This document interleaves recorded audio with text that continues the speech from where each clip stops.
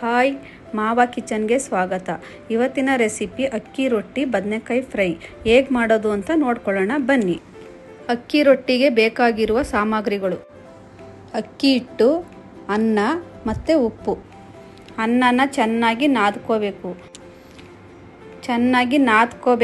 ನಾವು ಎಷ್ಟು ಚೆನ್ನಾಗಿ ನಾದುತ್ತೀವೋ ಅಷ್ಟು ರೊಟ್ಟಿ ಸ್ಮೂತಾಗಿ ಬರುತ್ತೆ. ಅದೇ ನಾವು ಮಿಕ್ಸಿಲಿ ಮಾಡಿದ್ರೆ ಅಷ್ಟು ಸ್ಮೂತಾಗಿ ಬರಲ್ಲ. ಕೈಯಲ್ಲಿ ನಾದಷ್ಟು ತುಂಬ ರುಚಿಯಾಗಿ ಬರುತ್ತೆ ರೊಟ್ಟಿ. ಇವಾಗ ಅನ್ನ ಎಲ್ಲ ನಾದ್ಕೊಂಡಾದ್ಮೇಲೆ ಅಕ್ಕಿ ಹಿಟ್ಟು ಹಾಕಿ ಅನ್ನ ಮತ್ತು ಅಕ್ಕಿ ಹಿಟ್ಟು ಎರಡೂ ಮಿಕ್ಸ್ ಮಾಡಿ ಚೆನ್ನಾಗಿ ಹೊಂದಿಸ್ಕೋಬೇಕು ಎರಡೂ. ಅದು ಹೇಗೆ ಅಂತ ಹೇಳಿದ್ರೆ ಚಪಾತಿ ಹಿಟ್ಟು ಥರ ಬರಬೇಕದು. ಆವಾಗಲೇ ಅದು ರೊಟ್ಟಿ ಅದಕ್ಕೆ ಬಂದಿದೆ ಅಂತ. ಅದಕ್ಕೆ ಸ್ವಲ್ಪನೂ ನೀರನ್ನ ಅಂದರೆ ಕೈಯಲ್ಲಿ ಹಿಂಗೆ ಚಿಮ್ಕಿಸ್ಕೋಬೋದು, ಇಲ್ಲಾಂದರೆ ಒದ್ದೆ ಹೊಡ್ಕೊಂಡು ಚೆನ್ನಾಗಿ ಅದನ್ನು ಎರಡೂ ಮಿಕ್ಸ್ ಮಾಡಿ ಚಪಾತಿ ಹಿಟ್ಟನ್ನ ಅದಕ್ಕೆ ತರೋ ತನಕಲೂ ನಾವು ನಾದುತ್ತಾನೇ ಇರಬೇಕು. ಆವಾಗ ನಮಗೆ ರೊಟ್ಟಿ ಹಿಟ್ಟು ಚೆನ್ನಾಗಿ ಬಂದಿದೆ ಅಂತ ಗೊತ್ತಾಗೋದು. ಇವಾಗ ನೋಡ್ತಾ ಇದ್ದೀರಲ್ವ ಯಾವ ರೀತಿ ಬರ್ತಾ ಇದೆ ರೊಟ್ಟಿ ಹಿಟ್ಟು ಅದಕ್ಕೆ ಅಂತ ಹೇಳ್ಬಿಟ್ಟು. ನೀವು ಎಲ್ಲೂ ಸ್ಕಿಪ್ ಮಾಡದೆ ನೋಡ್ತಾ ಇದ್ದರೆ ಗೊತ್ತಾಗುತ್ತೆ. ಅನ್ನ ಮತ್ತು ಅಕ್ಕಿ ಹಿಟ್ಟನ್ನ ಮಿಕ್ಸ್ ಮಾಡಿ ನೀರು ಇಲ್ದೇ ಮಾಡೋದ್ರಿಂದ ಯಾವ ಚಪಾತಿ ಹಿಟ್ಟನ್ನ ಅದಕ್ಕೆ ಯಾವ ಥರ ಬರುತ್ತೆ ಅನ್ನೋದು ನಿಮಗೂ ಗೊತ್ತಾಗುತ್ತೆ. ನಮ್ಮ ಚಾನಲ್ ಹೊಸದಾಗಿ ಶುರುವಾಗಿರೋದು. ನೀವು ನಿಮ್ಮ ಮನೇಲಿ ಟ್ರೈ ಮಾಡಿ. ನೀವು ಚೆನ್ನಾಗಿ ಬಂತು ಅಂತ ಹೇಳಿದ್ರೆ ನಮ್ಮ ಚಾನಲ್ಗೆ ಒಂದು ಸಬ್ಸ್ಕ್ರೈಬ್ ಮಾಡಿ, ಲೈಕ್ ಮಾಡಿ, ಶೇರ್ ಮಾಡಿ, ಕಮೆಂಟ್ ಮಾಡಿ. ಯಾವ ರೀತಿ ಬಂದಿದೆ ಅಂತ ಹೇಳ್ಬಿಟ್ಟು ಕಮೆಂಟ್ ಮಾಡಿ. ಇವಾಗ ನೋಡಿ ಹಿಟ್ಟು ಅದಕ್ಕೆ ಬಂತು, ಚಪಾತಿ ಹಿಟ್ಟು ಥರನೇ ಬಂತು. ಈಗ ರೊಟ್ಟಿ ಹಿಟ್ಟು ಎಲ್ಲ ರೆಡಿ ಆಯಿತು. ನೋಡಿದ್ರಲ್ಲ ಈಗ ಯಾವ ರೀತಿ ಬಂದಿದೆ ಹಿಟ್ಟು ಅಂತೇಳಿ. ಈಗ ರೊಟ್ಟಿ ಶುರು ಮಾಡೋಣ. ರೊಟ್ಟಿನ ಕೈಯಲ್ಲಾದ್ರೂ ಈ ರೀತಿ ತಟ್ಕೋಬಹುದು. ಇಲ್ಲ ಅಂತ ಹೇಳಿದ್ರೆ ನೀವು ರೊಟ್ಟಿ ಮೇಕರಲ್ಲಾದರೂ ಬೇಕಾದ್ರೆ ಫ್ರೆಶ್ ಮಾಡ್ಕೋಬಹುದು. ಯಾವ ರೀತಿ ಮಾಡಿದ್ರೂ ರೊಟ್ಟಿ ಚೆನ್ನಾಗಿ ಬರುತ್ತೆ. ನನಗೆ ಕೈಯಲ್ಲೇ ಈ ರೀತಿ ತಟ್ಟೋದ್ರಿಂದನೇ ನನಗೆ ಅಭ್ಯಾಸ. ಅದರಿಂದ ನಾನು ಈ ರೀತಿನೇ ರೊಟ್ಟಿ ಮಾಡೋದು.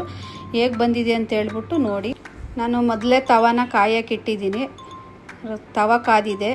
ಈಗ ರೊಟ್ಟಿನ ಅದ್ರ ಮೇಲೆ ನಾನು ಹಾಕ್ತೀನಿ. ಶೀಟಲ್ಲಿ ಹಾಕೋದ್ರಿಂದ ನಾವು ಎಷ್ಟು ದೊಡ್ಡದಾಗಾದರೂ ಬೇಕಾದ್ರೆ ರೊಟ್ಟಿನ ಹಾಕೋಬೋದು. ಮೇಕರಾದರೆ ಅದರದ್ದೇ ಆದಷ್ಟರಲ್ಲಿ ಮಾತ್ರ ಬರುತ್ತೆ. ಇದರಲ್ಲಾದರೆ ನಮ್ಗೆ ಎಷ್ಟು ತೆಳ್ಳೇ ಬೇಕೋ ಅಲ್ಲಿ ತನಕ ನಾವು ತಟ್ಕೊಂಡು ಹಾಕೋಬೋದು. ಅದೇ ರೀತಿ ಇನ್ನೊಂದು ರೊಟ್ಟಿನೂ ಹಾಕೋತಾ ಇದ್ದೀನಿ. ನೋಡಿ ಎಷ್ಟು ಚೆನ್ನಾಗಿ ಬರ್ತಾಯಿದೆ, ಸ್ಮೂತಾಗಿ ಬರ್ತಾಯಿದೆ. ನಾವು ರೊಟ್ಟಿ ಹಿಟ್ಟನ್ನ ಎಷ್ಟು ನಾದ್ಕೊಂಡು ಚೆನ್ನಾಗಿ ಕಲಿಸ್ಕೋತೀವೋ ಅಷ್ಟು ಚೆನ್ನಾಗಿ ರೊಟ್ಟಿ ಬರುತ್ತೆ. ಒಲೆಯಲ್ಲಾದರೆ ಇನ್ನೂ ತುಂಬ ಚೆನ್ನಾಗಿ ಬರುತ್ತೆ. ಇವಾಗ ಒಂದು ಕಡೆ ಬೆಂದಿದೆ, ಅದೇ ರೀತಿ ಇನ್ನೊಂದು ಕಡೆನೂ ಚೆನ್ನಾಗಿ ಬೇಯಿಸ್ಕೋಬೇಕು. ನಮಗೆ ಸ್ವಲ್ಪ ಗರ್ಗ ಬೇಕು ಅಂತ ಹೇಳಿದ್ರೆ ಇನ್ನೊಂದು ಕಡೆ ಸೈಡಲ್ಲಿ ಪುನಃ ಸ್ವಲ್ಪ ಕಮ್ಮಿ ಉರಿಲಿ ಇಟ್ಟು ಅದನ್ನು ಬೇಕಾದರೆ ನಾವು ಗರ್ಗ ಮಾಡ್ಕೋಬೋದು. ಬೇಡ ನಮಗೆ ಗರ್ಗ ತಿನ್ನೋಕೆ ಇಷ್ಟ ಇಲ್ಲ ಅಂತ ಹೇಳಿದ್ರೆ ತವದಲ್ಲಿ ಬೇಯಿಸ್ಕೊಂಡಿರೋ ಅಷ್ಟೇ ಸಾಕು. ಇವಾಗ ರೊಟ್ಟಿ ರೆಡಿ ಆಯಿತು. ಇದಕ್ಕೆ ನೆಂಚ್ಕೊಳ್ಳೋಕ್ಕೆ ಕಾಂಬಿನೇಷನ್ನು ಬದನೆಕಾಯಿ ಫ್ರೈ. ಈ ಬದನೆಕಾಯಿ ಫ್ರೈದು ವಿಶೇಷ ಎಂದರೆ ನೀರು ಹಾಕ್ತಾನೆ ಬದನೆಕಾಯಿ ಫ್ರೈ ಮಾಡೋದು. ಹೇಗೆ ಅಂತ ನೋಡೋಣ ಬನ್ನಿ. ಫಸ್ಟು ಒಂದು ಪ್ಯಾನ್ ಇಟ್ಕೊಂಡು ಅದಕ್ಕೆ ಸ್ವಲ್ಪ ಎಣ್ಣೆ ಹಾಕ್ಕೊಳ್ಳಿ. ಎಣ್ಣೆ ಕಾದಾದಮೇಲೆ ಸ್ವಲ್ಪ ಸಾಸಿವೆ ಹಾಕ್ಕೊಳ್ಳಿ. ಸಾಸಿವೆ ಹಾಕಿದ್ಮೇಲೆ ಹಸಿಮೆಣಸು ಹಾಕಬೇಕು. ಹಸಿಮೆಣಸಿನ್ಕಾಯಿ ಹಾಕಿ ಹಸಿಮೆಣಸನ್ನು ಚೆನ್ನಾಗಿ ಅದು ಫ್ರೈ ಆಗಬೇಕು ಎಣ್ಣೆಯಲ್ಲಿ. ಹಸಿಮೆಣಸು ಫ್ರೈ ಆದಷ್ಟು ಚೆನ್ನಾಗಿರುತ್ತೆ. ಆಮೇಲೆ ಈರುಳ್ಳಿ ಹಾಕಬೇಕು. ಈರುಳ್ಳಿ ಕೆಂಪಗಾಗೋ ತನಕ ಚೆನ್ನಾಗಿ ಫ್ರೈ ಆಗಬೇಕು. ಈ ಬದನೆಕಾಯಿ ಫ್ರೈದು ಗುಣ ಏನು ಅಂತ ಹೇಳಿದ್ರೆ ಬದನೆಕಾಯಿಗೆ ಒಂದು ಚೂರು ನೀರನ್ನ ನಾವು ಹಾಕೋದಿಲ್ಲ. ನೀರು ಹಾಕ್ದೇ ಮಾಡೋವಂಥ ಬದನೆಕಾಯಿ ಫ್ರೈ ಇದು. ಆಮೇಲೆ ಕರಿಬೇವಿನ ಸೊಪ್ಪು ಹಾಕಬೇಕು. ಎಲ್ಲನೂ ಚೆನ್ನಾಗಿ ಮಿಕ್ಸ್ ಮಾಡಿ ಸ್ವಲ್ಪ ಚೆನ್ನಾಗಿ ಬೇಯ್ಕೋಬೇಕು.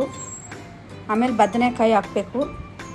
ಬದನೆಕಾಯಿ ಹಾಕಿ ಅದನ್ನು ಅಷ್ಟೇ ಎಲ್ಲ ಚೆನ್ನಾಗಿ ಫ್ರೈ ಮಾಡಿ ಎಣ್ಣೆ ಬಿಡೋ ತನಕನೂ ಚೆನ್ನಾಗಿ ಫ್ರೈ ಮಾಡಿ ಬೇಯಿಸ್ಬೇಕು. ಅದನ್ನು ರೊಟ್ಟಿಗೆ ತುಂಬ ಚೆನ್ನಾಗಿರುತ್ತೆ. ಮುಚ್ಚಳ ಮುಚ್ಚಿ ಒಂದು 5 ನಿಮಿಷ ಬೇಯಿಸ್ಬೇಕು. ಬದನೆಕಾಯಿ ಚೆನ್ನಾಗಿ ಬೆಂದ ಮೇಲೆ ಅದಕ್ಕೆ ರುಚಿಗೆ ತಕ್ಕಷ್ಟು ಉಪ್ಪು ಹಾಕಬೇಕು. ಉಪ್ಪು ಹಾಕಿ ಬದನೆಕಾಯಿನೂ ಚೆನ್ನಾಗಿ ತಿರುಗಿಸಿ ಇನ್ನೊಂದು 2 ನಿಮಿಷ ಚೆನ್ನಾಗಿ ಮುಚ್ಚಳ ಮುಚ್ಚಿ ಬೆಂದರೆ ಬದನೆಕಾಯಿ ಫ್ರೈ ರೆಡಿ ಆಯಿತು. ರೊಟ್ಟಿಗೆ ಮಾತ್ರ ತುಂಬ ಚೆನ್ನಾಗಿರುತ್ತೆ ಇದು. ನಿಮ್ಮ ಮನೇಲೂ ಟ್ರೈ ಮಾಡಿ. ಹೇಗೆ ಬಂತು ಅಂತೇಳಿ ಕಮೆಂಟ್ ಮೂಲಕ ತಿಳಿಸಿ. ನಮ್ಮ ಚಾನಲ್ನ ಸಬ್ಸ್ಕ್ರೈಬ್ ಮಾಡಿ. Thank you for watching.